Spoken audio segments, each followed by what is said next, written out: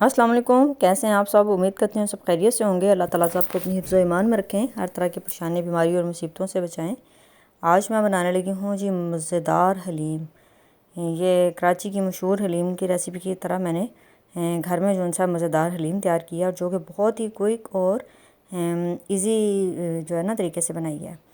तो जिसके लिए मैंने सबसे पहले ले लिया 4 चम्मच दालें ली थी, और ये मैंने तकरीबन 7 चम्मच के करीब दलिया ले लिया। दलिए को मैंने अलग से भिगो दिया। गंदम का दलिया, अगर आप चाहें तो गंदम भी ले सकते हैं, लेकिन उसको बॉईल करना ज़रा मुश्किल हो जाएगा, इसलिए मेरे पास दलिया था तो मैंने दलिया ले लिया। उसको मैंने पानी में भिगो के रख दिया, अच्छी तरह पहले चेक कर लिया था, साफ़ कर लिया और फिर पानी में भिगो दिया था। और ये मैंने 4 चम्मच ना सारी दालें ली थी, और चने की दाल जो थी वो 6 चम्मच ली थी। मैंने चम्मच के हिसाब से बनाया, क्योंकि मैंने बहुत ज़्यादा हलीम नहीं बनानी थी, अपनी फैमिली के हिसाब से बनानी थी। तो ये मैंने जो सा इतनी इतनी दालें ले ली थी, और फिर इन सारी दालों को मैंने धो के अच्छी तरह भिगो के रख दिया था। तकरीबन 5-6 घंटे की भीगी रही है। उसके बाद फिर मैंने उसको जो सा कुकर में डाल के चूल्हे पे चढ़ा दिया था। इसकी जो सबसे ख़ास टिप ये है कि जब भी हम दाल और दलिए को गलाते हैं ना, तो वो सारा जो है ना पानी बाहर आने लग जाता है, वेट चलता नहीं है, सीटी उसकी चलती नहीं है, और बड़ा गंद पड़ता है, चूल्हा भी सारा गंदा हो जाता है। तो इसके लिए सबसे स्पेशल टिप थी कि जब भी आप कोई चने वगैरह या कोई भी ऐसी चीज़ दाल वगैरह को बॉईल करने लगते हैं, तो उसके अंदर ना 5-6 चम्मच कुकिंग ऑयल शामिल कर दें। उससे ये होता है कि पानी के ऊपर एक लेयर आ जाती है ऑयल की, और पानी उबल के ऊपर की तरफ नहीं आता, और वो सीटी भी ख़राब नहीं होती, वेट में भी पानी नहीं आता, मतलब भाप जो है ऊपर तक नहीं जाती, तो घन नहीं मचता। बड़े आराम से जो सा ना कुकर चल जाता है, और आराम से वो जो है ना 5-7 मिनट में आपने उसको वेट देना है, और वो गल जाती है आराम से। चने बॉईल करने हैं उसका भी ये तरीका होता है, उसमें पहले ऑयल डाल देना, तो फिर इस तरह वो आराम से चने गल जाते हैं। तो मैंने ये दालों वगैरह को गलने के लिए रख दिया था, और साथ में मैं इसका मसाला तैयार कर रही थी। मैंने 2 मीडियम साइज़ के प्याज ले लिए बारीक चॉप करके, उसको मैंने हल्का सा फ्राई किया, फिर उसके अंदर लहसुन अदरक का पेस्ट शामिल कर दिया, और साथ में एक टमाटर डाल दिया था। मैंने जो सा कच्चा चिकन इसमें नहीं इस्तेमाल किया, मैंने चिकन को पहले बॉईल कर लिया था। मैंने हड्डी वाला चिकन लिया था, बोनलेस नहीं लिया था। हड्डी वाला लेने का ये मकसद था ताकि इसकी जो है ना यखनी भी निकल आए। यखनी से बड़ा अच्छा टेस्ट आ जाता है। अगर आप बोनलेस चिकन डालते हैं ना, तो उसमें टेस्ट वो नहीं आता जो हड्डी वाले चिकन से आता है। तो इसलिए मैंने हड्डियाँ उसकी रिमूव कर दी थी। चिकन को पहले बॉईल करके हड्डी रिमूव कर दी, और ये सारे जो से छोटे छोटे पीस जो से मैंने इस मसाले में डाल के ना उसको फ्राई कर लिया था। बॉईल तो ये पहले से ही हुआ था, तो बस इसको फ्राई करना था। नमक डाल के मैंने बॉईल किया था, इसलिए अब हलीम में हम नमक ध्यान से डालेंगे।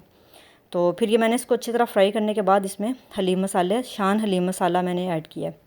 मैं शान का इस्तेमाल कर रही हूँ, क्योंकि ये बहुत स्पाइसी होता है और मज़ेदार होता है। तो इसलिए मैंने ना 2 चम्मच भर के शान हलीम मसाला जो है इसमें शामिल कर दिया था। तो अगर आप ज़्यादा स्पाइसी खाते हैं तो आप पूरा पैकेट भी डाल सकते हैं। मैंने हाफ़ पैकेट डाला था, क्योंकि हमारे घर में बहुत ज़्यादा स्पाइसी नहीं खाया जाता, तो इसलिए हलीम भी इतनी ज़्यादा नहीं थी। चम्मच के हिसाब से मैंने 4-4 चम्मच डाल ली है। तो इसलिए आप अपने हिसाब से, अगर आपकी हलीम ज़्यादा आप बना रहे हैं, तो पूरा पैकेट बल्कि बड़ा पैकेट भी शामिल कर सकते हैं। तो ये मैंने फिर इसको ना अच्छी तरह से फ्राई कर लिया था चिकन को सारे मसाले के साथ, ताकि ये बड़ा अच्छा सा जो सा भुन जाए और इसमें बड़ा अच्छा जायका आ जाए। और फिर मैंने दाल जो सी है ना, दाल और दलिया मिक्स जो था उसको गलने के लिए रख दिया था। वो गल गया और बहुत अच्छा बन गया। और ये जो मैंने चिकन बॉईल किया उसकी यखनी भी पड़ी हुई है, मैं बाद में इसमें यखनी ऐड करूँगी। तो ये जो सा है, देखें दालें गल गई हैं, बिल्कुल अच्छी तरह हो गया। और कुकर भी जो सा साइड से बिल्कुल साफ़ है, और चूल्हा भी मेरा साफ़ रह गया, कोई मतलब लंबा चौड़ा काम नहीं हुआ।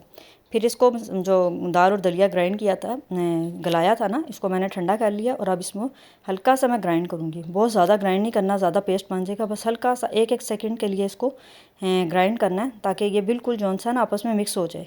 अगर आपके पास वो घोटना है, उससे आप कर सकते हैं, मेहनत कर सकते हैं, तो बड़ी अच्छी बात है। लेकिन मैं जो सा है इसको ग्राइंड कर लूँगी, ताकि जल्दी से काम हो जाए।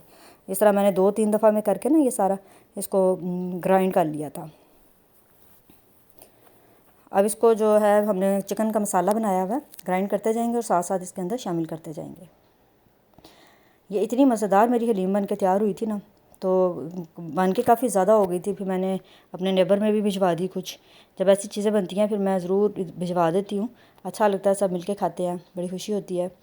तो ये बहुत ही जमी सी हलीम बन के तैयार हो गई थी, और बड़े आसान तरीके से ना, बड़े परफेक्ट तरीके से बनती है। और बाज़ लोगों को हलीम बनाना बहुत मुश्किल लगता है। अगर इस तरीके से बनाए ना, चिकन को बॉईल करके और मसाले इसको दालों को ग्राइंड कर लें, तो बड़ी जल्दी बहुत ही आसानी से हलीम बन के तैयार हो जाती है। हर बंदा जो है ना बड़े आसानी से इसको बना सकता है। बस मैंने इसको हल्की आंच में पकने के लिए रख दिया था। फिर मैंने इसके अंदर 5-6 सब्ज़ मिर्चें डाली थी, वो शायद स्किप हो गया। और ये पकता रहा था। तकरीबन थोड़ी थोड़ी देर बाद मैं इसको चम्मच चलाती रही थी, 2-3 घंटे हल्की आंच पे पकता रहा। इसका सबसे अहम टिप यह है कि इसको लकड़ी की डोई आपने इसमें चलानी है, इससे ये इसका टेस्ट जो है ना बहुत अच्छा हो जाता है। तो बस अब ये पक रही थी और उसके बाद ये 3 घंटे कम से कम हल्की आंच पे पकती रही थी। और जो यखनी थी चिकन की निकली वो मैंने इसके अंदर ऐड कर दी थी और ये बहुत ही मज़ेदार सी हलीम बन के तैयार हो गई थी। साथ में मैंने प्याज को ब्राउन कर लिया था और वेजिटेबल जो सी कट कर ली थी, लेमन और अदरक जो सा, क्योंकि इसमें उसके बगैर तो बिल्कुल मज़ा नहीं आता। तो ये ज़्यादा सारे ऑयल में ना प्याज को बिल्कुल बारीक काट के उसको ब्राउन कर लिया था। उसके ऊपर ब्राउन प्याज डालने में बहुत मज़ा आता है। और साथ में सैलड तैयार कर लिया था और बाज़ार से नान मंगवा लिए थे और कोल्ड ड्रिंक मंगवा ली थी। और ये हमारा मज़ेदार सा यम्मी सा जो सा डिनर तैयार हो गया था, जिसे हमने बड़े मज़े से खाया और सबको बहुत ही पसंद आया था। और बड़ी ही क्विक और इजी रेसिपी है, आप ज़रूर ट्राई कीजिएगा। इंशाल्लाह आपको बहुत मज़ा आएगा और बनानी भी बहुत ही ज़्यादा आसान है। तो मेरे घर में ना सब अलग अलग बनाते हैं, मेरे छोटे बेटे को पसंद नहीं है, तो इसलिए मैं सब चीज़ें जो है ना अलग से रखती हूँ। जिसने जितना डालना है ना, ऑनियन डालना है या अदरक वगैरह जितना अपनी मर्ज़ी से खुद रेडी कर लेते हैं। ये मेरी कज़न हज करने गई हुई हैं, तो उन्होंने मुझे वहाँ से वीडियो बना के भेजी थी, तो मुझे इतनी अच्छी लग रही थी और दिल के अंदर से दुआ निकल रही थी कि अल्लाह ताला सब मुसलमानों को इस जगह की ज़ियारत करवाएँ और हज की सआदत नसीब करवाएँ। तो मैंने कहा चलें आपके साथ भी शेयर करती हूँ। जो देखे दुआ करे कि अल्लाह ताला आइंदा साल, आने वाले साल जो सा है, हम सबको भी इस जगह पे हाज़िरी लगाने का मौका अता फ़रमाएँ, ताकि हम भी हज अदा करें। अल्लाह ताला सबको ये खूबसूरत दिन नसीब करें। तो बहुत ही मुझे मज़ा आ रहा था देख कर।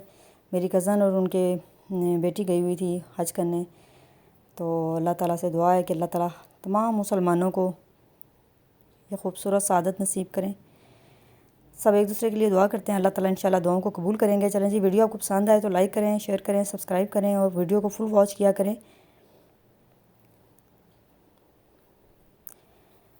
चलें जी, मिलते हैं कल नई वीडियो के साथ। अपना बहुत सारा ख्याल रखें। अल्लाह हाफिज़।